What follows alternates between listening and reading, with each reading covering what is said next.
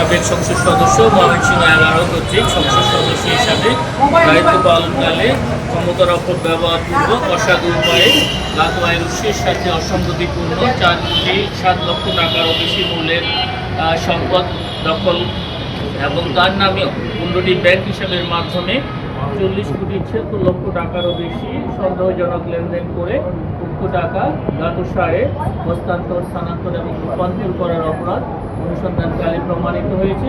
এই কারণে তার বিরুদ্ধে দুর্নীতি দমন কমিশন আইন 2004, মানি লন্ডারিং প্রতিরোধ আইন 2012 এবং দুর্নীতি প্রতিরোধ আইন 1947 সংশ্লিষ্ট ধারায় একটি মামলা রুজুর সিদ্ধান্ত গৃহীত হয়েছে।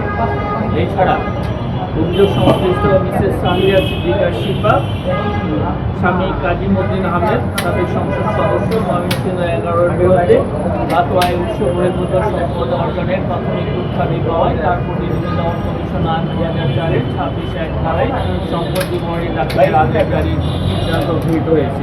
আপনাদেরকে অনেক ধন্যবাদ। আপনাকে ধন্যবাদ। এই বিষয়ে আমরা আগের দিনে আপনাদেরকে জানিয়েছিলাম যে এই বিষয়টা আপনারা উপস্থাপন করেছেন, এই বিষয়ে আমাদের নজরে এসেছে এবং আমরা এই বিষয়ে কাজ করছি এবং দুর্নীতি দমন কমিশন এই জাতীয় যে কোনো ধরনের অভিযোগের বিষয়ে অত্যন্ত সচেতন আছে এবং আমরা এই নিয়ে কাজ করছি।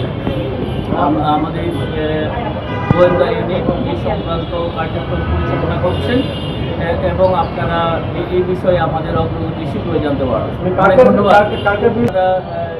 এই বিষয়টা উপস্থাপন করেছেন বিশেষ করে দুজন উপদেষ্টার এপিএস পিএস যাদের কথা আপনারা উপস্থাপন করেছেন, সেই বিষয়ে কমিশন আমাদের দুর্নীতি দমন কমিশন আইন বিধিমালা অনুযায়ী যে প্রক্রিয়া অনুসরণ করে কার্যক্রম গ্রহণ করতে হয় সেটি আমরা করছি।